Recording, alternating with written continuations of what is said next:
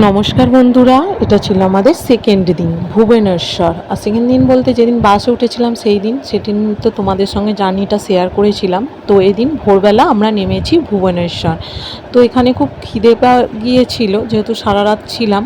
তো কিন্তু খিদে পেলেও কি করা যাবে, এখানে রান্না করতে দেবে না, শুধু ওখানে একটু তুমি চা বিস্কুট খেয়ে নিতে পারো।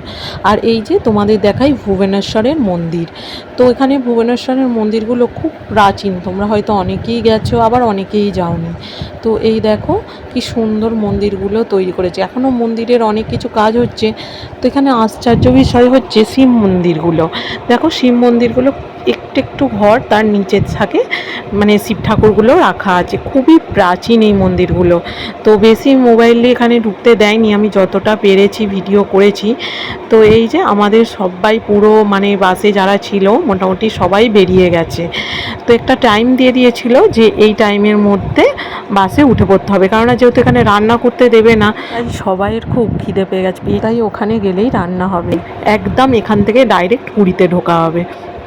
তো এই যে আমি দেখো যতটা পেরেছি এখানে ভিডিও নিয়েছি। তো এখানে প্রচণ্ডভাবেই বারণ করছিল। তো জানো তো এখানের মানে মন্দিরগুলো এত সুন্দর, এত মানে নিখুঁত পরিষ্কার, মানে একটু পুরো নোংরা নেই।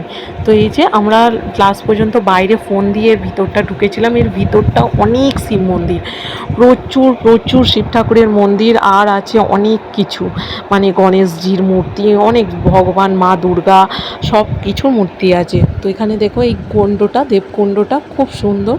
তো আমরা এখানে কিছু সেলফি তুলে নিয়েছিলাম। আর এই যে দেখো আমাদের একটা গ্রুপ আছে, মানে আমার যে পরিবারের লোকজন গিয়েছিল তাদের একটা গ্রুপ সেলফি আমরা তুলে নিয়েছি। এই দেখো কতজন, আমরা যখনই কোথাও বেরোচ্ছিলাম অনেকজন করে। তো ভালো লাগলে অবশ্যই শেয়ার কমেন্ট করে দিও।